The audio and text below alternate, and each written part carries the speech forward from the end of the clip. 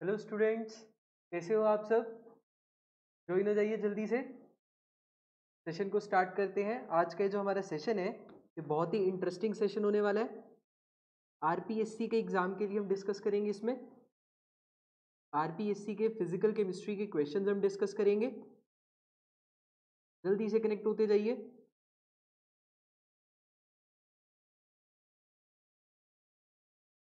RPSC के physical chemistry के हम क्वेश्चंस डिस्कस करेंगे। गुड मॉर्निंग खुशी अरोड़ा। जल्दी से कनेक्ट होते जाइए। बहुत ही अच्छा सेशन होने वाला है, इंटरेस्टिंग सेशन। जल्दी से कनेक्ट होते जाइए। आ जाइए सब, जल्दी से कनेक्ट होते जाएं। थोड़ा सा टेक्निकल इशू होने की वजह से सेशन हमारा लेट हो गया स्टार्ट होने में, बट दैट्स नॉट वरी। हम डिस्कस करेंगे क्वेश्चंस को, अच्छे से पढ़ेंगे, सीखेंगे। कनेक्ट होते जाइए जल्दी से। अपने दोस्तों के साथ शेयर कीजिए इस सेशन को। आरपीएससी के हम कुछ अच्छे क्वेश्चंस, जो आपके बिल्कुल बेसिक क्वेश्चन है, उस टाइप से हम कुछ क्वेश्चंस डिस्कस करेंगे। इजी क्वेश्चंस, बहुत ही इजी क्वेश्चन आते हैं इस पेपर के अंदर, तो बहुत ही आपके लिए हेल्पफुल एग्जाम है। गवर्नमेंट जॉब है, आपको प्रोफेसर की जॉब मिलेगी आरपीएससी क्लियर करके, और बहुत ही इजी पेपर आता है इसका, बहुत ही इजी होता है। आप लोग बिल्कुल बेसिक केमिस्ट्री इसके अंदर पूछी जाती है, तो आप थोड़ा सा अगर अच्छे स्टडी करेंगे तो आप बिल्कुल इसमें अच्छा कर पाएंगे, अच्छी बढ़िया रैंक ले पाएंगे, एंड अपने आप को लाइफ में सिक्योर कर पाएंगे बढ़िया सी गवर्नमेंट जॉब पर। जल्दी से कनेक्ट होते जाइए। स्टार्ट करते हैं। तो चलिए शुरू करते हैं, ज़्यादा टाइम नहीं लेते हुए अब। तो पहला क्वेश्चन क्या था हमारे सामने, जो आज मैं डिस्कस करने वाला हूँ आप लोगों के साथ क्वेश्चंस। तो पहला क्वेश्चन है हमारा, पहला क्वेश्चन देखते हैं। पहला क्वेश्चन क्या है? फर्स्ट क्वेश्चन है, the following transformation is an example of. ये आपको ट्रांसफॉर्मेशन दे रखी है, रेडियो एक्टिविटी की रिएक्शन दे रखी है। तो इसमें आपको बताना है कि जो मेरी रेडियो एक्टिविटी की रिएक्शन है हमारी, ये कौन सा एग्जाम्पल है। इसमें क्या हो रहा है? इसमें आपका अल्फा पार्टिकल बम्बार्ड हो रहा है, न्यूट्रॉन बम्बार्ड हो रहा है, प्रोटॉन हो रहा है, या न्यूट्रॉन हो रहा है। तो बताइए क्या हो रहा है। ये कमेंट करेगा, कमेंट करके बताइए, कमेंट करेगा क्या हो रहा है, कौन सा टाइप का बम्बार्डमेंट हो सकता है इसके अंदर। जल्दी से बताइए, जल्दी से बताइए कमेंट करके, क्या हो सकता है। न्यूट्रॉन, आयुषी सेन का रिप्लाई आया न्यूट्रॉन। ए, और कोई, एनीवन एल्स, इसे बताइए क्या हो सकता है। न्यूट्रॉन कह रहे हैं, ठीक है। चलिए देखते हैं इस क्वेश्चन को। ठीक है, तो हमारे पास क्या दे रखा है, ये पूछ रखा है कि कौन ये ट्रांसफॉर्मेशन किसका एग्जाम्पल है। तो यानी हमें क्या दे रखा है, हमें क्या दे रखा है, हमें दे रखा है 26 mg से, 26 mg से हम जा रहे हैं कहाँ पर, 28 एल्यूमिनियम 13 पर। 26 Mg12 से हम जा रहे हैं 28 एल्यूमिनियम 13 पर। ठीक है, तो बोम्बार्डमेंट की बात कर रहे हैं यहाँ पर, बोम्बार्डमेंट बोम्बार्डमेंट। तो बोम्बार्डमेंट की बात कर रहे हैं, what that means, what that means, Santosh Patil ji कह रहे हैं alpha particle, what that means, bombardment की बात हो रही है, यानी रिएक्टेंट से कुछ ना कुछ बोम्बार्ड करेगा। मतलब बोम्बार्डमेंट का मतलब क्या होता है, टकराना, कोलिजन होना। तो यानी मैं कह सकता हूँ कि रिएक्टेंट से कुछ ना कुछ बोम्बार्ड करेगा, यानी मैग्नीशियम से कुछ ना कुछ बोम्बार्ड करेगा, मैग्नीशियम से कुछ ना कुछ टकराएगा। तो आइए एक बार रिएक्ट, और हमें पता है कि रेडियो एक्टिविटी के क्वेश्चंस में, रेडियो एक्टिविटी के क्वेश्चंस में एटॉमिक नंबर और मास नंबर सब कुछ सेम रहता है ना। रेडियो एक्टिविटी क्वेश्चंस में रिएक्टेंट और प्रोडक्ट का atomic number, mass number same रहता है। तो उस अकॉर्डिंग हमें देखना होगा कि रिएक्टेंट में क्या बम्बार्ड कर रहा होगा इस 26 Mg12 के आइसोटोप से, जिससे हमें 28 एल्यूमिनियम 13 मिल रहा होगा। तो आइए देखते हैं। 26 Mg12, यहाँ पर कुछ हमारा x बम्बार्ड कर रहा होगा, जिसका atomic number and mass number हमें फाइंड आउट करना है, x ही फाइंड आउट करना है, और हमें मिल जाएगा 28 एल्यूमिनियम 13।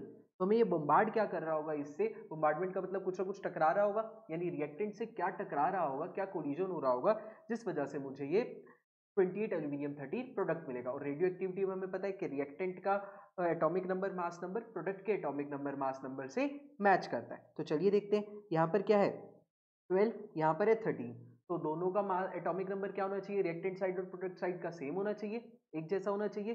तो सेम होना चाहिए, तो यानी यहाँ पर क्या आएगा, 13 है, यहाँ पर प्रोडक्ट में 13 है, रिएक्टेंट में 12 है। तो यानी यहाँ पर क्या आएगा एटॉमिक नंबर, यानी यहाँ पर क्या आएगा एटॉमिक नंबर 1, है ना। एटॉमिक नंबर 1 आएगा, 12 + 1 13, तो 13 रिएक्टेंट साइड में हो जाएगा एटॉमिक नंबर, 13 ही आपका राइट हैंड साइड में हो जाएगा, प्रोडक्ट साइड में हो जाएगा, ठीक है। ऐसे ही मास नंबर को कंपेयर कर ले, तो यहाँ पर 28 है, यहाँ पर 26 है, तो नहीं यहाँ पर मुझे 26 के साथ 2 ऐड करना पड़ेगा, 26 के साथ 2 मास नंबर मुझे ऐड करना पड़ेगा, तभी वो 13 देगा, राइट। 26 के साथ 2 मास नंबर मुझे ऐड करना पड़ेगा। तो अब देखो क्या आपका आ रहा है 1x2, 1x2 अल्फा पार्टिकल कह रहे हैं कुछ लोग, अल्फा पार्टिकल। अरे भाई अल्फा पार्टिकल हम लोग को पता है, अल्फा पार्टिकल क्या होता है, अल्फा पार्टिकल क्या होता है 2He4, 2He4, यानी यहाँ पर तो एटॉमिक नंबर 2 होता है और मास नंबर 4 होता है आपका, लेकिन प्रोडक्ट आ क्या रहा है आपका, x आ क्या रहा है, बम्बार्ड हो क्या रहा है 1x2 टाइप का कुछ, 1x2 टाइप का कुछ। और 1x2 टाइप का हमें पता है क्या होता है, 1x2 टाइप का हमें पता है क्या होता है, ड्यूटीरियम, ड्यूटीरियम, ड्यूटीरियम का ही तो हम कहते हैं हाइड्रोजन का आइसोटोप ड्यूटीरियम। हाइड्रोजन के 3 आइसोटोप होते हैं, हाइड्रोजन के हम लोगों को पता है, हाइड्रोजन के हमारे 3 आइसोटोप होते हैं, राइट, है ना। हाइड्रोजन के हमारे 3 आइसोटोप होते हैं, 1H1, 1D2 एंड 1T3, है ना। यही होता है हमारे 3 आइसोटोप। तो यहाँ से आपका ये इस पे मैच कर रहा है ना 1x2, ड्यूटीरियम से मैच कर रहा है, तो नहीं यहाँ पर बोmbardment किसकी हो जाएगी, ड्यूटीरियम की। यहाँ पर बोmbardment किसकी होगी, ड्यूटीरियम की। तो यानी यहाँ पर मैं कह सकता हूँ कि हमारा ड्यूटीरियम बोम्बार्ड करेगा। तो B option deuterium bombardment will be the right answer. Ayushi Sen ji ने बिल्कुल सही आंसर दिया था, सही जवाब। तो आपको बस यही करना होगा, रेडियो एक्टिविटी का क्वेश्चन, रिएक्टेंट एंड प्रोडक्ट का आपको atomic number and mass number same रखना होगा, है ना। तो atomic number mass number same रखेंगे, आपका ये आंसर आ जाएगा। क्लियर, सबको समझ में आ गया, आ गया होगा बिल्कुल, ठीक है। तो आगे चलिए नेक्स्ट क्वेश्चन की तरफ। समझ में आ गया होगा, रिएक्टेंट का मास नंबर और प्रोडक्ट नंबर दोनों के सेम होने चाहिए, उस अकॉर्डिंग हमने डिफरेंस करते हुए कंपेयर कर लिया और हमें जहां पर ये फिर मिल गया, राइट। तो हमारा 1x2 हमें मिल रहा है, 1x2 हमारा क्या होता है 1D2, तो ड्यूटीरियम बोmbardment यानी वहां पर हो रही होगी। आगे चलते हैं, नेक्स्ट क्वेश्चन देखिए, नेक्स्ट क्वेश्चन देखिए, identify x in the following reaction. X find out करना है आप लोग को, एक्स फाइंड आउट करना है आप लोग को, identify x in the following nuclear reaction. बताइए ये एक्स क्या होगा, कंपेयर कीजिए, पहले के जैसा ही क्वेश्चन है, जैसा हमारा पहला क्वेश्चन था वैसा ही क्वेश्चन है ये भी। इसमें भी आपको रिएक्टेंट का atomic number mass number product के एटॉमिक नंबर मास नंबर के जैसा ही रखना है। बताइए इसमें क्या हो सकता है ऑप्शन, इसमें भी आपको वैसे ही कंपेयर करना है, इसमें आपको बस अल्फा बीटा पार्टिकल साथ में निकाल कर दे दिए, थोड़ा सा कैलकुलेशन बढ़ेगा बट लेकिन फिर भी वो वैसा ही रहेगा। बताइए क्या हो सकता है, एनीवन, कोई भी कमेंट करे। बी, आयुषी सेन जी बी कह रहे हैं, ओके, सकता है, शायद आप सही कह रहे हैं, चेक करेंगे हम। और कोई, एनीवन एल्स, जल्दी से कमेंट करें, एनीवन एल्स जल्दी से कमेंट करें, क्या हो सकता है आंसर।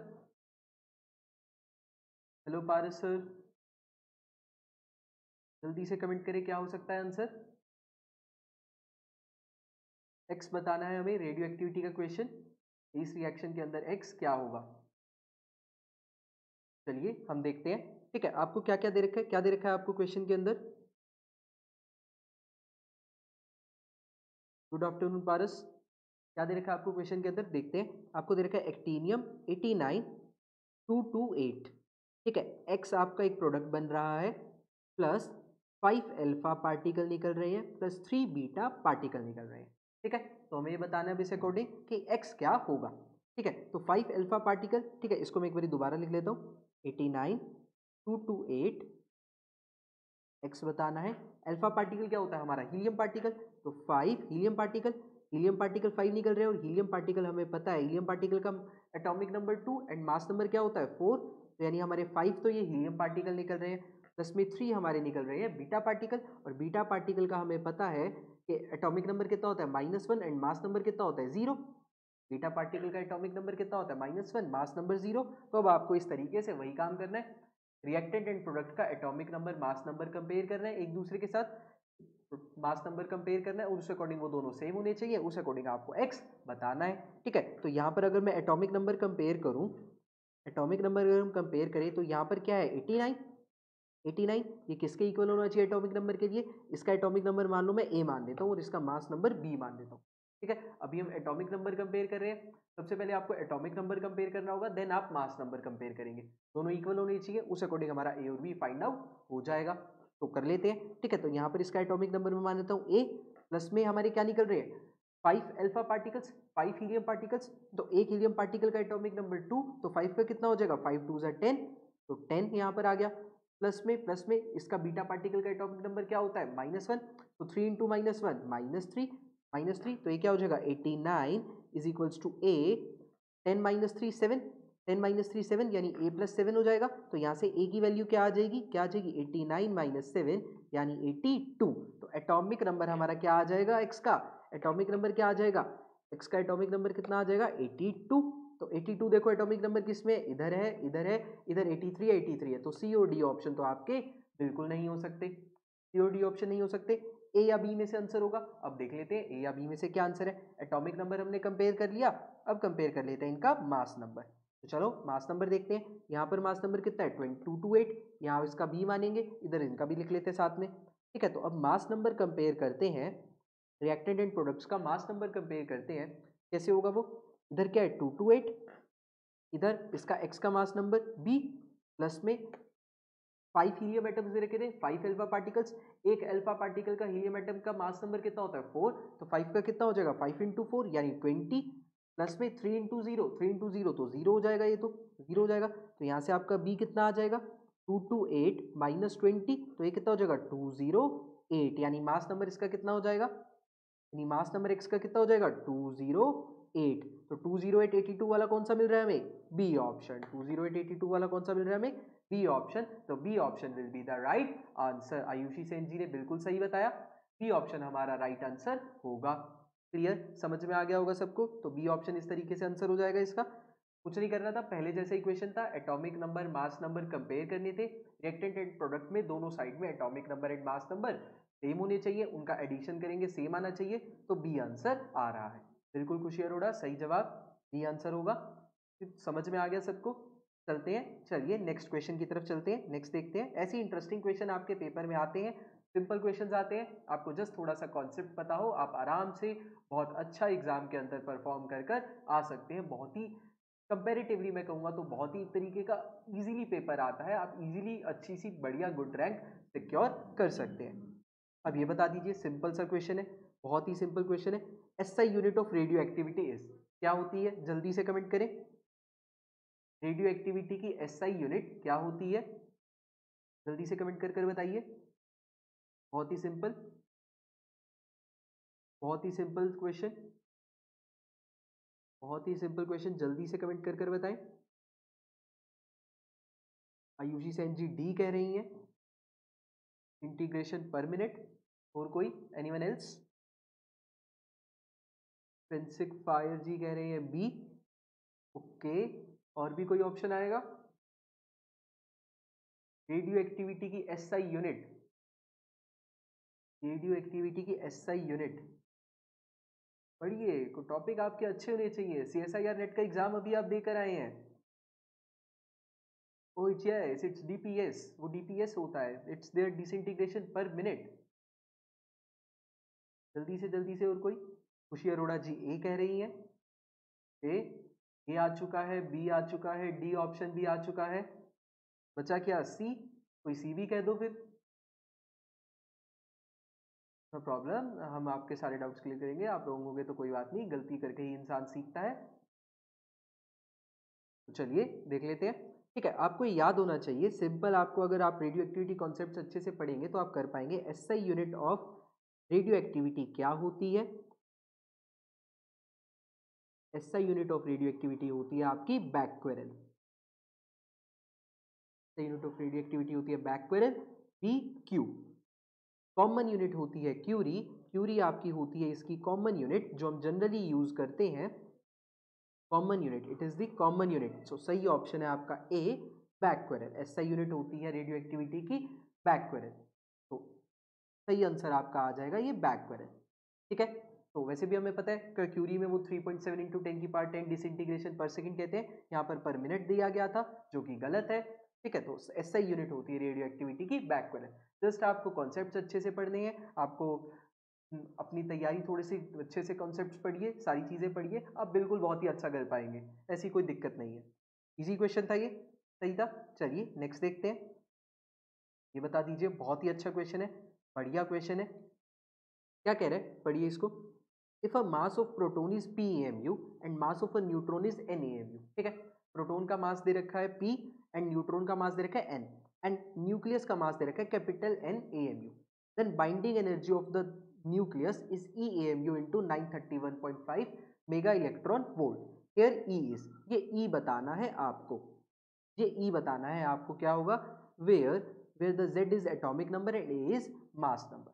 बताइए E क्या होगा, ठीक है। फॉर्मूला दे रखा है यहाँ पे तो बाइंडिंग एनर्जी का, डायरेक्ट फॉर्मूला, तो फॉर्मूला आपको याद होगा, आप आराम से आंसर कर पाएंगे।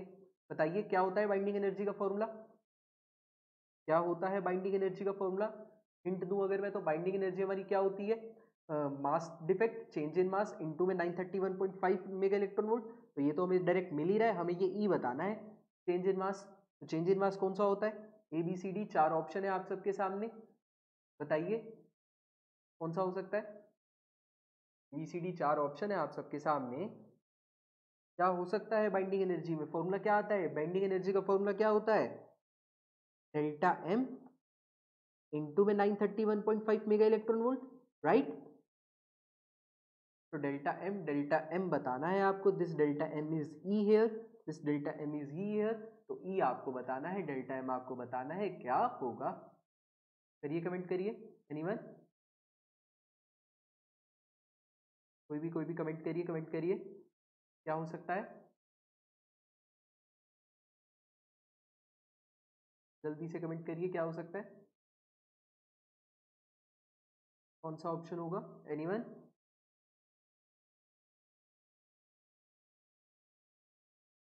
जल्दी से बताइए। अरे इट्स अ सिंपल क्वेश्चन यार, इतना भी कोई टफ नहीं है बिल्कुल भी, आराम से आप कर सकते हैं। फॉर्मूला तो याद होता है हर किसी को, फिजिकल केमिस्ट्री के जो लवर्स हैं उनको तो ये चीज़ें बहुत अच्छे से टिप्स पर होती हैं। जल्दी से, जल्दी से बताइए, जल्दी से। चलिए मैं ही बताता हूँ, सुनिए इधर, देखिए, ठीक है। आपको बाइंडिंग एनर्जी डेल्टा एम पूछ रखा है, डेल्टा एम क्या होता है, मास डिफेक्ट। डेल्टा एम क्या होता है, मास डिफेक्ट आपका। और मास डिफेक्ट का क्या मतलब होता है, मास डिफेक्ट हमें पता है, हमें पता है कोई भी हम न्यूक्लियस लेते हैं, ठीक है, कोई भी हम न्यूक्लियस लेते हैं तो हमें पता है उस न्यूक्लियस के अंदर क्या होता है, न्यूक्लियस के अंदर क्या होता है, न्यूक्लियस के अंदर न्यूट्रॉन प्लस प्रोटॉन होते हैं, राइट। न्यूक्लियस के अंदर न्यूट्रॉन प्लस प्रोटॉन होते हैं। खुशी अरोड़ा जी बी कह रही हैं, ओके, देखते हैं बी आंसर होगा कि नहीं। न्यूक्लियस के अंदर हमें पता है, ठीक है, इसको मैं कहता हूं हमारा न्यूक्लियस। और न्यूक्लियस के अंदर हमें पता है कि न्यूक्लियस के अंदर क्या होता है, न्यूक्लियस के अंदर प्रोटॉन प्लस न्यूट्रॉन होते हैं। और मास डिफेक्ट आता किस वजह से, change in mass, change in मास। अब कहने को तो हम ये कह सकते हैं कि न्यूक्लियस का मास क्या होगा, उसके प्रोटॉन प्लस न्यूट्रॉन का मास। न्यूक्लियस का मास क्या होगा, उसके अंदर जो प्रोटॉन है प्लस न्यूट्रॉन उनका मास। बट एक्चुअली में क्या होता है, एक्चुअली में क्या होता है, एक्चुअली में आपका प्रोटॉन और न्यूट्रॉन का मास न्यूक्लियस के मास से ज्यादा होता है, राइट। प्रोटॉन एंड न्यूट्रॉन का मास न्यूक्लियस के मास से ज्यादा होता है ना, ठीक है। तो हमें पता है, हमें पता है क्या दे रखा है आपको, क्वेश्चन पढ़ो। Mass of a proton is PMU, एक प्रोटॉन का मास कितना दे रखा है, एक प्रोटॉन का मास कितना दे रखा है, PMU। और हमें पता है कि एटॉमिक सिंबल को हम कैसे रिप्रेजेंट करते हैं, किसी भी एटॉमिक सिंबल को हम कैसे रिप्रेजेंट करते हैं, XZ से, जहां पर Z क्या होते हैं, नंबर ऑफ प्रोटॉन्स, जहां पर आपकी Z क्या होते हैं, नंबर ऑफ प्रोटॉन्स। तो एक प्रोटॉन का मास आपको कितना दे रखा है, PMU। तो Z प्रोटॉन्स है टोटल आपके, ठीक है, ये तो 1 प्रोटॉन का मास है। Z प्रोटॉन्स का मास क्या हो जाएगा, Z प्रोटॉन्स का मास क्या हो जाएगा, Z इंटू पी। ऐसे ही 1 न्यूट्रॉन का मास आपको कितना दे रखा है, 1 न्यूट्रॉन का मास कितना दे रखा है आपको, NaMu, NaMu। तो N, तो आपके आपके न्यूट्रॉन कितने होते हैं यहाँ पर, इसमें XZ अगर हम सिंबल लेते हैं तो उसके अंदर नंबर ऑफ न्यूट्रॉन्स कितने होते हैं, नंबर ऑफ न्यूट्रॉन्स कितने होते हैं, A minus Z। Number of neutrons कितने होते हैं, A माइनस Z। तो एक न्यूट्रॉन का मास है N, तो A minus Z number of neutrons का मास कितना होगा, A minus Z number of neutrons का मास कितना होगा, ए माइनस जेड इंटू में small n, A minus Z into में स्मॉल एन, राइट। और न्यूक्लियस का मास तो हमें दे ही रखा है, न्यूक्लियस का मास हमें कितना दे रखा है, NaMu। तो मास डिफेक्ट में आपको क्या बता रहा हूँ, मास डिफेक्ट क्या होता है, चेंज इन मास, मतलब हमें कहने को तो न्यूक्लियस के अंदर रिएक्टेंट हो, न्यूक्लियस के अंदर प्रोटॉन्स प्लस न्यूट्रॉन्स है, तो उनका ही मास, न्यूट्रॉन्स प्लस प्रोटॉन का मास ही न्यूक्लियस का मास होना चाहिए। बट ऐसा होता है कि न्यूट्रॉन प्लस प्रोटॉन का मास ओवरऑल न्यूक्लियस के मास से ज्यादा होता है, ओवरऑल न्यूक्लियस के मास से ज्यादा होता है, तभी न्यूक्लियस के अंदर हमारा मास डिफेक्ट आता है, जिसको हम डेल्टा एम से डिनोट करते हैं मास डिफेक्ट को। तो वो किस वजह से आता है कि हमारे प्रोटॉन्स प्लस न्यूट्रॉन्स का मास, ठीक है, हमारे प्रोटॉन्स प्लस न्यूट्रॉन्स का मास हमारे न्यूक्लियस के मास से ज्यादा होता है, प्रोटॉन्स प्लस न्यूट्रॉन्स का मास ऑफ न्यूक्लियस से ज्यादा होता है। तो इन दोनों के मास में जो डिफरेंस आता है, न्यूक्लियस प्लस प्रोटॉन्स के, न्यूट्रॉन्स प्लस प्रोटॉन्स के मास में एंड न्यूक्लियस के मास में जो डिफरेंस आता है, इन दोनों के मास में जो डिफरेंस आता है, that mass difference will be denoted as delta M. और इसी डेल्टा एम को हम बाइंडिंग एनर्जी के फॉर्मूले में लिखते हैं, जो कि हमारा क्या होता है, delta M into 931.5 mega electron volt, जो कि आपको दे रखा था। यहाँ पर आपको बस ई बता रखा था, इस ई को फाइंड आउट करना था, यानी हमें इस मास डिफेक्ट को फाइंड आउट करना था, इस डेल्टा एम को फाइंड आउट करना था। तो डेल्टा एम क्या होगा, mass of proton plus neutrons. तो प्रोटॉन्स का मास, न्यूट्रॉन्स का मास कितना, ए माइनस जेड एन, प्रोटॉन का मास कितना है, या जेड पी। तो क्या हो जाएगा डेल्टा एम आपका, क्या हो जाएगा, plus Z P plus A minus Z into N, एक न्यूट्रॉन का मास n, और a माइनस जेड का क्या हो जाएगा, a minus Z N minus mass of nucleus यानी n। तो ये होगा आपकी E की वैल्यू, ये आ जाएगी आपकी E की वैल्यू, ये होगा आपका आंसर। तो चलिए आंसर मैच करते हैं, Z P plus A minus Z into N minus N, तो यानी ए ऑप्शन आपका यहाँ पर मैच कर रहा है, ए ऑप्शन मैच कर रहा है, तो this A option will be the answer, A option हो जाएगा आपका आंसर। क्लियर, ए ऑप्शन हो जाएगा आपका आंसर। एक प्रोटॉन का मास p दे रखा था, z होते हैं टोटल प्रोटॉन्स, मल्टीप्लाई कर दिया टोटल किसके मास से, है ना, किसी भी एटम के रिगार्डिंग मानते हुए, है ना, किसी भी एटम के रिगार्डिंग मानते हुए। a माइनस जेड न्यूट्रॉन्स होते हैं, एक का मास स्मॉल n था, एक न्यूट्रॉन का मास, तो a माइनस जेड का क्या होगा, a minus Z into N, A minus Z into N. तो इस तरीके से ये हो जाएगा। और मास डिफेक्ट क्या होता है कि प्रोटॉन और न्यूट्रॉन का मास आपके न्यूक्लियस के मास से ज्यादा होता है ना, प्रोटॉन और न्यूट्रॉन का मास ज्यादा होता है। तो इस तरीके से आपका डेल्टा एम क्या आ जाएगा, ये ई क्या आ जाएगा, Z P plus A minus Z minus N, ठीक है, इसको एन से मल्टीप्लाई करके माइनस एन न्यूक्लियस का मास। क्लियर, समझ में आ गया होगा सबको, इजी था, इजी था, कोई डिफिकल्ट नहीं था। आप लोग कमेंट नहीं कर पाए, इतना तो कोई डिफिकल्ट क्वेश्चन नहीं था बिल्कुल भी। चलिए कोई बात नहीं, समझ में आ गया होगा आप सबको, उम्मीद करता हूँ। नेक्स्ट क्वेश्चन की तरफ चलते हैं, देखते हैं। ये बता दीजिए, केमिकल काइनेटिक्स का बहुत ही इजी बढ़िया क्वेश्चन, अच्छा सवाल, बताइए क्या होगा answer. Temperature coefficient of the reaction is equal to, temperature coefficient बताना है, जल्दी से कमेंट करें क्या होगा आंसर इसका, जल्दी से कमेंट करिए क्या होगा आंसर इसका। टेम्परेचर कॉफिशिएंट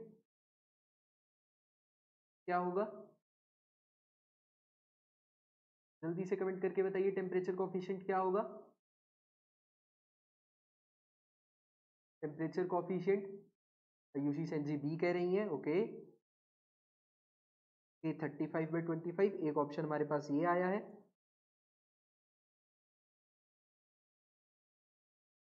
एक ऑप्शन हमारे पास ये आया है बी। और कोई एनीवन एल्स, और कोई, क्या होता है हमारा टेम्परेचर कोफिशिएंट किसी भी रिएक्शन का, केमिकल रिएक्शन का, किसी भी केमिकल रिएक्शन का टेम्परेचर कोफिशिएंट क्या होता है। चलिए देखते हैं। टेम्परेचर कोफिशिएंट की बात करें तो केमिकल काइनेटिक्स के अंदर हम पढ़ते हैं इसको। टेम्परेचर कोफिशिएंट क्या होता है, टेम्परेचर कोफिशिएंट होता है rate constant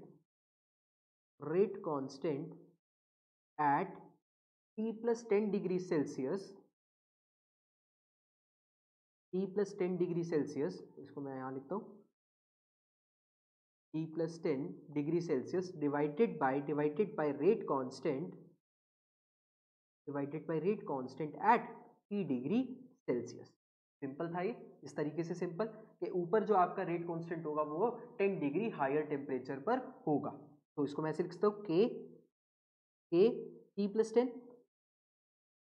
10 degree Celsius divided by के डिग्री के एट टी डिग्री सेल्सियस।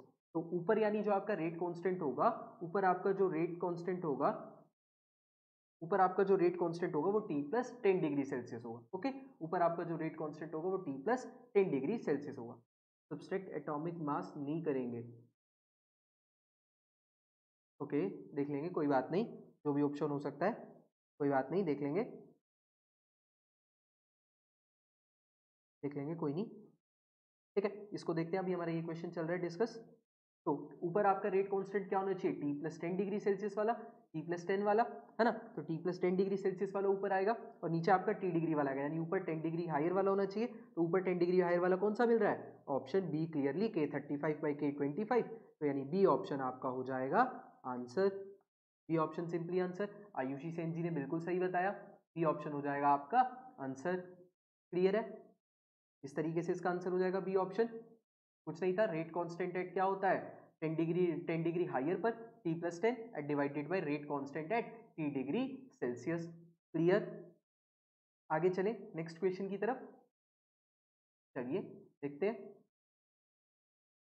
अच्छा क्वेश्चन, बढ़िया क्वेश्चन, हाफ लाइफ से, केमिकल काइनेटिक्स से, हाफ लाइफ से बढ़िया क्वेश्चन है। देखिए इसको, 1 second. Yes. Half life half life time T half for second order reaction whose initial concentration of reactant is A. Half life बतानी है सेकंड ऑर्डर रिएक्शन की, बताइए क्या होगी? Half life second order reaction की बतानी है, बताइए क्या होगी? हाफ लाइफ बतानी है सेकंड ऑर्डर रिएक्शन की। Half life second order reaction की क्या होगी, क्या होगी? इनिशियल कॉन्सेंट्रेशन आपको दे रखी है ए, इनिशियल कॉन्सेंट्रेशन ऑफ रिएक्टेंट आपको दे रखी है ए, हाफ लाइफ बतानी है आपको, टी हाफ फाइंड आउट करना है। इनिशियल कॉन्सेंट्रेशन ए दे रखी है आपको, हाफ लाइफ बतानी है, जल्दी से बताइए। आयुषी सेन जी सी कह रही हैं। Okay, anyone else? Half life, half life, जल्दी से कमेंट करिए क्या होगी हाफ लाइफ। सी ऑप्शन आ रहा है आंसर। अंजू रनोलिया जी कह रही है सी। बिल्कुल, सी ऑप्शन लग रहा है कि शायद ये सही हो सकता है। और कोई? जल्दी से कमेंट करें। और कोई? क्या हो सकता है ऑप्शन? पावर में 10/T2 - T1 भी रहेगा टेम्परेचर कोफिशिएंट में। नहीं, वो अलग फॉर्मूला होता है सर, अपन जी, वो अलग फॉर्मूला होता है। टेम्परेचर कोफिशिएंट का फॉर्मूला आपका होता है T प्लस 10 डिग्री सेल्सियस पे temperature divided by T degree Celsius पे टेम्परेचर। वो अलग फॉर्मूला होता है। 10 की पावर में जाकर हम T2/T2 - T1 करते हैं, वो आपका अलग टाइप ऑफ रिएक्शंस में आता है फॉर्मूला। ठीक है, तो इनिशियल कॉन्सेंट्रेशन ऑफ रिएक्टेंट आपको ए दे रखी है, टी हाफ निकालना है। सेकंड ऑर्डर की रिएक्शन है, सेकंड ऑर्डर रिएक्शन की आपको इक्वेशन याद हो तो क्या होती है? 1/A is equals to 1/A naught plus K T, जिसको आप कहाँ से फाइंड आउट कर सकते हैं? जिसको आप इस इक्वेशन से फाइंड आउट कर सकते हैं, जो स्टैंडर्ड इक्वेशन होती है हमारी, a की power 1 minus n is equals to a naught की पावर 1 माइनस n प्लस में n-1 के टी, n-1 के टी। यहाँ से आप इसको आराम से फाइंड आउट कर सकते हैं। n की वैल्यू 2 पुट कीजिए, क्योंकि सेकंड ऑर्डर रिएक्शन मेंशन किया गया है। n की वैल्यू 2, सो n की वैल्यू 2 पुट कीजिए, तो आपका ये इक्वेशन बनकर आएगी, ये इक्वेशन बनकर आएगी। इनिशियल कॉन्सेंट्रेशन ऑफ रिएक्टेंट आपको a दे रखी है, टी हाफ बताना है, तो टी हाफ पर हम लोगों को पता है, टी हाफ पर हमारी कॉन्सेंट्रेशन कहाँ से कहाँ चली जाएगी? a से a/2। टी हाफ पर हमारी कॉन्सेंट्रेशन a से a/2 चली जाएगी। ये टी हो जाएगा हमारा टी हाफ, इसे फाइंड आउट करना है, सिंपल, इसे हमें फाइंड आउट करना है। तो यहाँ पे रख दीजिए वैल्यू 1/a, a की वैल्यू क्या हो जाएगी? बचेगा क्या टी हाफ पर? a/2, a/2 is equals to यहाँ पे क्या हो जाएगा? 1/a, 1/a हो जाएगा, प्लस में ये क्या हो जाएगा? k इंटू में टी हाफ, प्लस में क्या हो जाएगा? k इंटू में टी हाफ। तो चलिए देखते हैं इसको। तो क्या हो जाएगा ये, क्या हो जाएगा ये हमारा a/2 को मैं ऊपर ले जाकर 2/a लिख सकता हूँ। 2/a is equals to 1/a plus kt half, kt half. तो यहाँ से आपका क्या आ जाएगा, kt हाफ की वैल्यू क्या आ जाएगी, a इंटू में t हाफ की वैल्यू क्या आ जाएगी, क्या आ जाएगी 2/a minus 1/a, 2/a minus 1/a, जिसको क्या आ जाएगा हमारा ये 1/a, 1/a। अब यहाँ से आपको t हाफ ही तो फाइंड आउट करना था, यहाँ से आपको t हाफ ही तो फाइंड आउट करना था। टी हाफ क्या हो जाएगा आपका 1/k इंटू ए, टी हाफ क्या हो जाएगा 1/k इंटू ए, जो कि हमारा क्या ऑप्शन मैच करेगा, जो कि हमारा क्या ऑप्शन मैच करेगा, T half is equals to 1/k A, which is option C, which is option C. तो ऑप्शन सी आपका करेक्ट आंसर होगा, T half is equals to 1/k A, option B नहीं, ऑप्शन सी होगा answer, T half is equals to 1/k A. तो आयुषी जी का, अंजू जी का answer सही था, आपका ऑप्शन हो जाएगा T half is equals to 1/k A, ये हो जाएगा आपका बिल्कुल सही answer, C option will be the answer. ये इजी था, सेकंड ऑर्डर रिएक्शन का रेट कांस्टेंट टी हाफ बताना था, बहुत ही इजी क्वेश्चन था, सिंपल सा। तो चलिए देखें नेक्स्ट क्वेश्चन की तरफ चलें, क्लियर हो गया होगा सबको। चलिए नेक्स्ट क्वेश्चन देखते हैं। अब ये बताइए, बढ़िया क्वेश्चन है, अच्छा क्वेश्चन है, स्टेटमेंट वाइज क्वेश्चन, अच्छा क्वेश्चन है, पढ़िए क्या कह रहा है। At a given temperature, the rate constant of a given reaction in general is equal to the rate of reaction when। क्या कह रहा है आपका, क्या कह रहा है आपका कि किसी भी टेम्परेचर पर rate constant of a given reaction is equal to the rate of reaction. तो रेट ऑफ रिएक्शन हमें पता है आर होता है, रेट कांस्टेंट को हम किससे लिखते हैं, के से। तो किसी भी टेम्परेचर पर रेट कांस्टेंट जो है रिएक्शन का, वो रेट ऑफ द रिएक्शन के इक्वल होगा कब, व्हेन। तो रेट जो है आपका, रेट ऑफ द रिएक्शन जो है वो के इक्वल कब होगा, जब या तो रिएक्टेंट आपके सेम क्वांटिटी में हो, या फिर all reactants are in same state में हो, कंसंट्रेशन सब रिएक्टेंट्स की सेम हो, या फिर concentration of all reactants is unity. तो आर इज इक्वल्स टू के आपका कब आएगा, क्या हो सकता है चारों में से ऑप्शन, क्या हो सकता है चारों में से ऑप्शन, बताइए जल्दी से। concentration of all reactants is unity, all reactants is same, या all reactants are in same state, या all reactants are in same quantity। Tejveer Singh ji कह रहे हैं डी ऑप्शन, और कोई, और कोई, और कोई, अंजू जी का डी है, जितेंद्र जी का डी है, क्या हो सकता है आंसर, क्या हो सकता है, जल्दी से बताइए।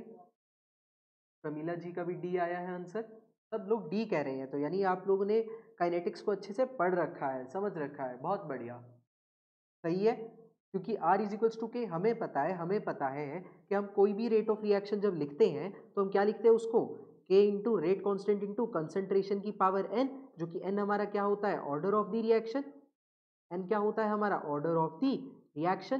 तो यहाँ पर अगर आपका जो ऑर्डर होगा, या अगर आपका यूनिटी हो जाएगा, ठीक है, ये आपका यूनिटी हो जाएगा, और यह तो ऑर्डर है, आपकी कंसंट्रेशन अगर इसकी यूनिटी हो जाएगी, कंसंट्रेशन अगर आपके रिएक्टेंट्स की यूनिटी हो जाएगी, तो K into one, K into one, one की पावर आप कुछ भी कीजिए, वन की पावर आप n कुछ भी लिखिए, वो तो वन ही रहेगा, वन ही रहेगा। तो यहाँ से आपका रेट क्या आ जाएगा, K।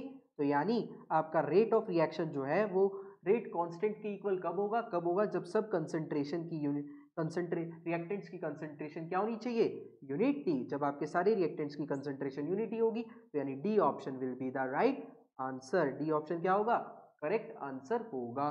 बिल्कुल खुशी अरोड़ा जी, सही जवाब डी ऑप्शन। तो रिएक्टेंट की अगर कंसंट्रेशन सेम होगी तो उससे हमें कोई फर्क नहीं पड़ेगा, वो तो सेम रहेगी, तो फिर भी आपकी कंसंट्रेशन तो मल्टीप्लाई होगी ही होगी रेट कांस्टेंट के साथ, तो आर इज इक्वल्स टू के तो नहीं आ सकता, सेम स्टेट से हमारा कोई मतलब नहीं, सेम क्वांटिटी हो तो उससे भी हम क्या करेंगे भैया।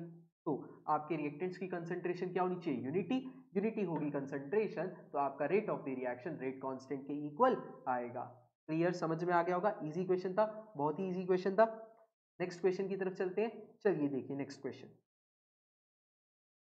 ये भी अच्छा क्वेश्चन है, इजी क्वेश्चन है, बताइए क्या होगा आंसर, क्या कह रहे हैं, पढ़िए इस क्वेश्चन को।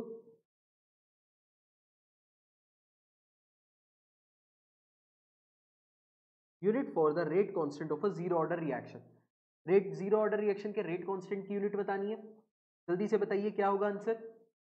मैं इसको सॉल्व करने की आपको एक शॉर्ट ट्रिक भी बताऊंगा, जो कि बहुत इंपॉर्टेंट रहती है, आपको आनी चाहिए। मैं एक शॉर्ट ट्रिक भी बताऊंगा इस क्वेश्चन को करने की, जिससे आपका रेट कांस्टेंट की यूनिट का आपका कोई भी क्वेश्चन आ जाए तो कभी भी वो गलत नहीं होगा। डेफिनेटली मैं एक शॉर्ट ट्रिक बताऊंगा, गारंटीड वो ट्रिक आप याद रख लेंगे तो आपका क्वेश्चन बिल्कुल गलत नहीं होगा, कभी गलत नहीं होगा। एक छोटी सी ट्रिक याद रखनी है, अंजू जी भी, तेजवीर सिंह जी भी, बिल्कुल, और कोई, और कोई, बी ऑप्शन आ रहा है आंसर, बी ऑप्शन आ रहा है आंसर, आयुषी सेन जी का बी जवाब। Anyone else? क्या हो सकता है आंसर हमारा, क्या हो सकता है, जल्दी से कमेंट कीजिए, क्या हो सकता है हमारा आंसर? बी कह रहे हैं, बी कह रहे हैं, तो चलिए I think B will be the right answer. चलिए फाइंड आउट करते हैं, देखते हैं। रेट कांस्टेंट की यूनिट बतानी है जीरो ऑर्डर रिएक्शन के लिए, तो याद रखिए, याद रखिए, प्रमीला जी भी बी कह रही हैं। रेट कांस्टेंट की यूनिट, इसकी मैं आपको शॉर्ट ट्रिक बताता हूं सॉल्व करने की, क्योंकि पेपर में हमें क्या करना होता है, कोई भी एग्जाम के अंदर अगर बैठते हैं, आप कोई भी एग्जाम ले लीजिए, ठीक है, CSIR नेट जैम गेट कुछ भी ले लीजिए, आप यही ले लीजिए, RPSC का भी होगा, इसमें ऐसा क्वेश्चन आता है, प्रीवियस ईयर डिस्कस करें हम, आया हुआ क्वेश्चन है। तो रेट कांस्टेंट फाइंड आउट करने की शॉर्ट ट्रिक क्या होती है, किसी भी ऑर्डर रिएक्शन का, फॉर एनी ऑर्डर रिएक्शन, ठीक है, फॉर एन ऑर्डर रिएक्शन, ठीक है, कोई भी nth ऑर्डर की रिएक्शन हो आपकी, कोई भी nth ऑर्डर की आपकी रिएक्शन हो, तो उसके रेट कांस्टेंट फाइंड करने की ट्रिक क्या है, आप रेट उसका लिखिए मोल की पावर 1 माइनस एन एल की power n minus 1 s inverse, mole की पावर 1 माइनस एन एल की power n minus 1 s inverse.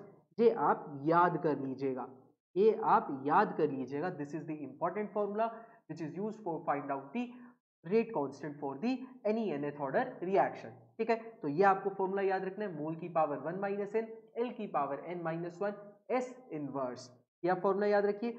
Zero order के लिए निकालना है, यानी n is equals to zero, तो आइए निकाल लेते हैं, k का क्या बनेगा फिर, मोल की पावर 1 माइनस एन, तो यानी 1 माइनस जीरो, एल की पावर n माइनस 1 यानी 0 माइनस 1 एस इनवर्स, क्या बन जाएगा बता दो, मोल 1 लीटर की पावर माइनस 1 एस इनवर्स, यानी क्या हो गया ये, mole litre inverse s inverse, mole litre inverse s inverse, तो यानी ये हो जाएगा आपका B option will be the answer. जितनों ने बी जवाब दिया था बिल्कुल सही जवाब दिया, बिल्कुल सही था आपका आंसर, मोल लीटर इनवर्स सेकेंड इनवर्स। ये फॉर्मूला आपको याद रखना है, ये फॉर्मूला आपको याद रखना है, लिख लीजिए इसको, नोट कर लीजिए इसको कहीं पर, बिल्कुल नोट कर लीजिए, कहीं पर भी आपका रेट कांस्टेंट का यूनिट का क्वेश्चन आ गया तो ये अप्लाई कर दीजिएगा, आपका आंसर बिल्कुल सही आएगा, आपका गारंटीड आंसर बिल्कुल सही होगा। इसे देख लीजिए, इसे याद कर लीजिए, बिल्कुल सही आंसर रहेगा। और इसका रिवर्स क्वेश्चन क्या बन सकता है, आपको ये दे देगा, आपको कोई भी आपको रेट कांस्टेंट की यूनिट दे देगा और आपसे ऑर्डर पूछ लेगा, उसमें क्या करना होगा, सुन लीजिए, ये भी सुन लीजिए, इंफॉर्मेशन के लिए आपकी सुन लीजिए, कि अगर आपको क्या कह दे, अगर आपको ऐसे कुछ भी दे दे, ठीक है, मोल का आपको दे दिया, मान लो ये वाला दे दिया, mole inverse litre second inverse, आपको कुछ भी दे दिया ऐसा, ठीक है, और उसमें आपको फिर कहता है, ठीक है, मोल इनवर्स लीटर, आपको कहता है कि अब ऑर्डर बताओ, एन बताओ क्या होगा, तो क्या करना होगा आपको, क्या करना होगा, एल की जो भी आपको पावर दे रखी होगी ना, ध्यान से सुनना मेरी बात को, ध्यान से सुनना, एल की जो भी आपको पावर दे रखी हो, एल की जो भी आपको पावर दे रखी हो उसमें 1 ऐड कर दीजिएगा, ठीक है, एल की जो भी आपको मान लो एक्स कोई पावर दे रखी है, ठीक है, एल की पावर एक्स दे रखी है, तो एक्स में 1 ऐड कर दीजिएगा, वही आपका ऑर्डर ऑफ द रिएक्शन हो जाएगा।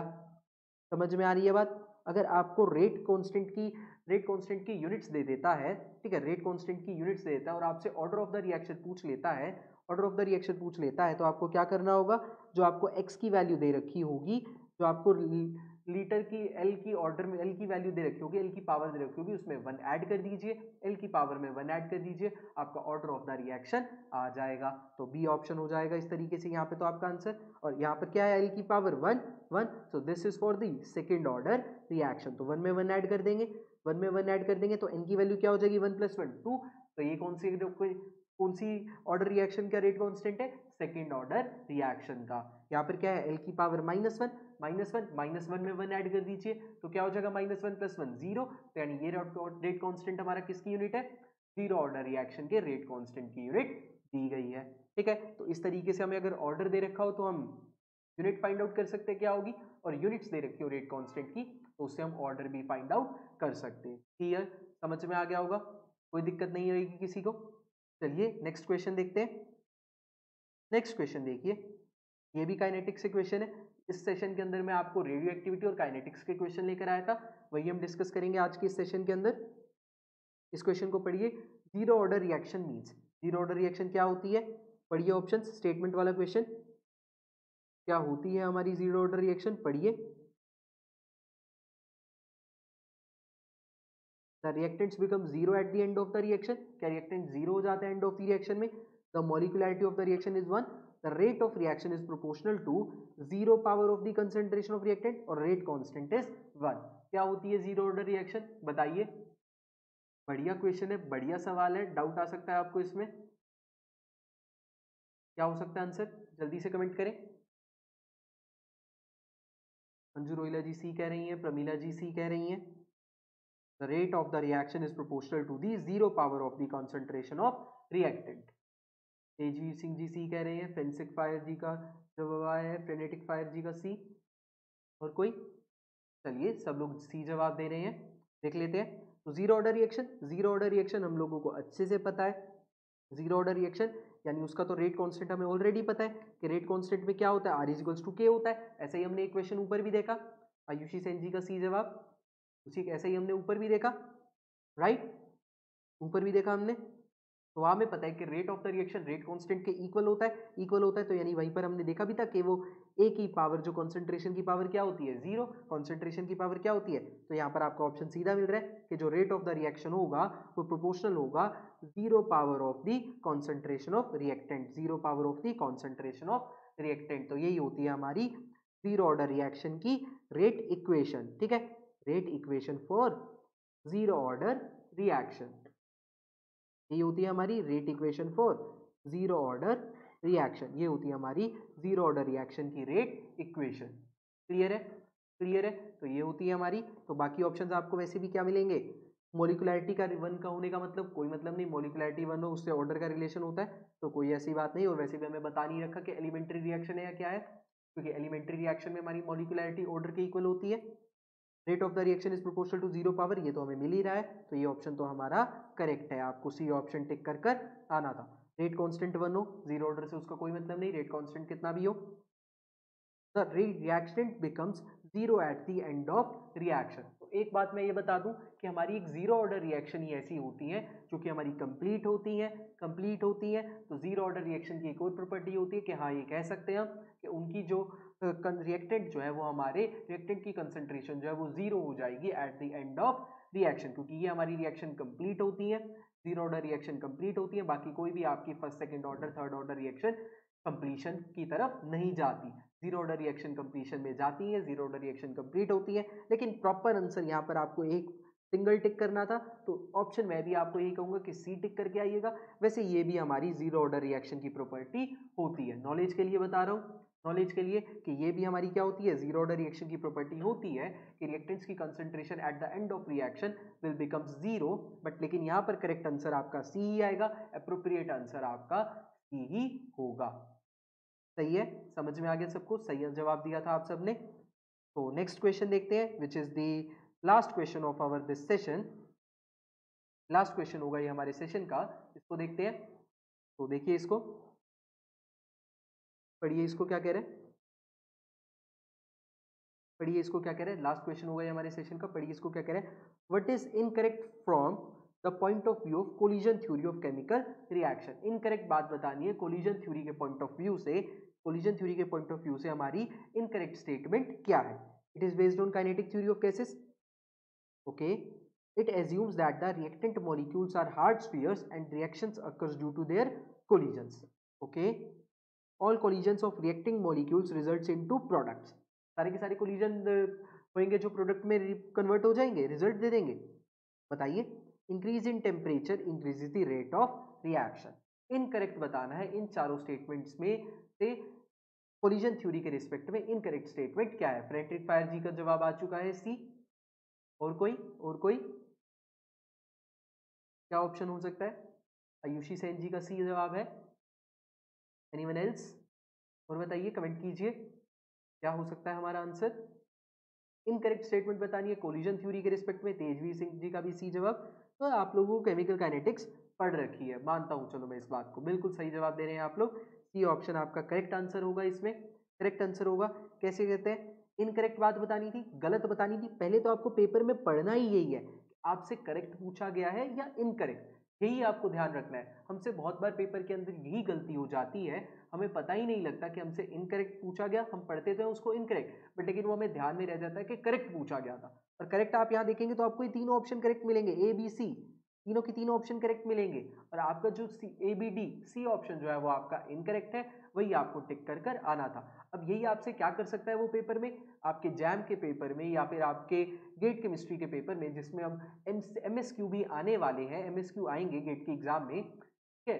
तो गेट वालों ने डाल दिया है एमएसक्यू आएंगे, तो आपका इस टाइप की क्वेश्चंस आपके थ्योरेटिकल बेस, कॉन्सेप्चुअल बेस आपके एमएसक्यू पक्का पेपर के अंदर इस टाइप के क्वेश्चंस बन सकते हैं। तो आपको क्या करना है अब एमएसक्यू प्रिपरेशन करने के लिए, गेट के लिए आपको मेनली कॉन्सेप्ट्स अच्छे करने हैं, आपको थ्योरी अच्छे से समझनी है हर टॉपिक की, हर चैप्टर की, जो आपके थ्योरेटिकल चैप्टर्स हैं। और वैसे भी हमें पता है गेट के अंदर फिजिकल बहुत अच्छी आती है, फिजिकल केमिस्ट्री का लेवल बहुत अच्छा होता है गेट के पेपर के अंदर, तो वहां पर आपके इस टाइप के क्वेश्चंस आपके बिल्कुल एमएसक्यू के बन सकते हैं। तो आपको अच्छे से इस सब की तैयारी कर जानी है, आपको थ्योरी कॉन्सेप्ट्स आपको अच्छे से पता होने चाहिए, तभी आप इस टाइप के एमएसक्यू को गेट के अंदर अच्छा स्कोर करने के लिए सही कर पाएंगे। तो देख लेते हैं इसमें incorrect option, based on kinetic theory of gases, बिल्कुल सही बात, काइनेटिक थ्योरी पर ही तो डिपेंड करती है ये हमारी कोलिजन थ्योरी, काइनेटिक थ्योरी से रिलेट करती है। It assumes that the reactant molecules are hard spheres होते हैं and reactions occur due to their collision. यही तो हम पढ़ते हैं कोलिजन थ्योरी में। कोलिजन थ्योरी में हम सबसे पहला पॉइंट ये पढ़ते हैं कि रिएक्टेंट्स को हार्ड स्फीयर्स मानते हैं और जब वो कोलाइड करेंगे तभी वो रिएक्शन प्रोड्यूस करेंगे, तभी रिएक्शन होगी, उनके कोलिजन से रिएक्शन अकर होगी, अदरवाइज तो नहीं हो सकती, कोलिजन से ही होगी।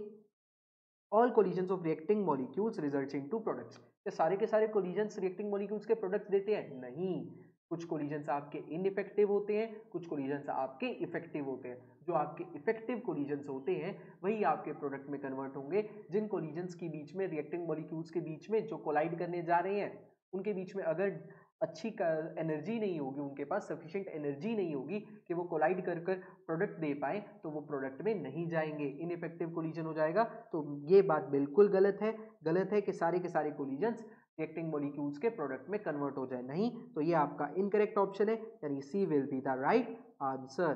तो सी आपका इनकरेक्ट है, तो यानी ये आपका सही आंसर होगा।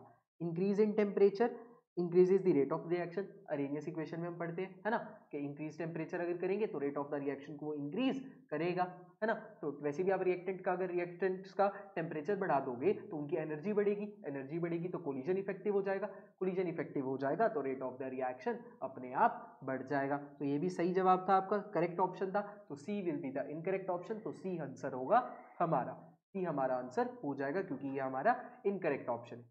क्लियर, समझ में आ गया? तो ये थे हमारे जो हमने क्वेश्चन डिस्कस करे आप लोगों के साथ, ठीक है। आरपीएससी के मैंने फिजिकल केमिस्ट्री के आपके साथ 10 क्वेश्चंस डिस्कस करे।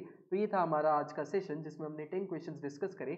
इसको शेयर कीजिएगा, अपने स्टेटस पे डालिएगा, डिफरेंट ग्रुप्स में डालिएगा, ताकि जो भी स्टूडेंट्स जो भी प्रिपरेशन करने चाह रहे हैं आरपीएससी के एग्जाम्स की, उनको पेपर का लेवल पता चल सके, किस टाइप के क्वेश्चन आते हैं, कैसे क्वेश्चन आते हैं, उनको कैसे आपको करना है, क्या अप्रोच रखनी है, वो उनके को रिवाइज कर पाए, वो अच्छे से तैयारी कर पाए और एग्जाम में हर कोई अच्छा परफॉर्म कर पाए और अच्छी गुड रैंक स्कोर कर पाए एंड जॉब ले पाए। तो thank you so much for joining this session, joining with me. आप लोगों ने बहुत सही आंसर जवाब दिए, आप लोग के कॉन्सेप्ट बहुत अच्छे हैं, पढ़ते रहिए, सीखते रहिए। केमिस्ट्री आपकी हर एग्जाम के अंदर आपको हेल्पफुल देगी और केमिस्ट्री में तो फ्यूचर भी अच्छा होता है लोगों का। केमिस्ट्री सब्जेक्ट ही ऐसा है, बहुत सी अपॉर्चुनिटीज रहती हैं इसमें। तो thank you so much for joining this session. आपके कोई कमेंट्स हो, आप कुछ कहना चाहें तो आप कमेंट कर सकते हैं। Thank you Tejveer. तो thank you so much for joining this session, जुड़ने के लिए शुक्रिया। शेयर कीजिएगा इसको अपने दोस्तों के साथ, शेयर कीजिएगा ताकि हर कोई इसको अच्छे से देख पाए, सीख पाए, कर पाए। Thanks a lot. चलिए इसको अब सेशन को हम एंड करते हैं। Thank you so much.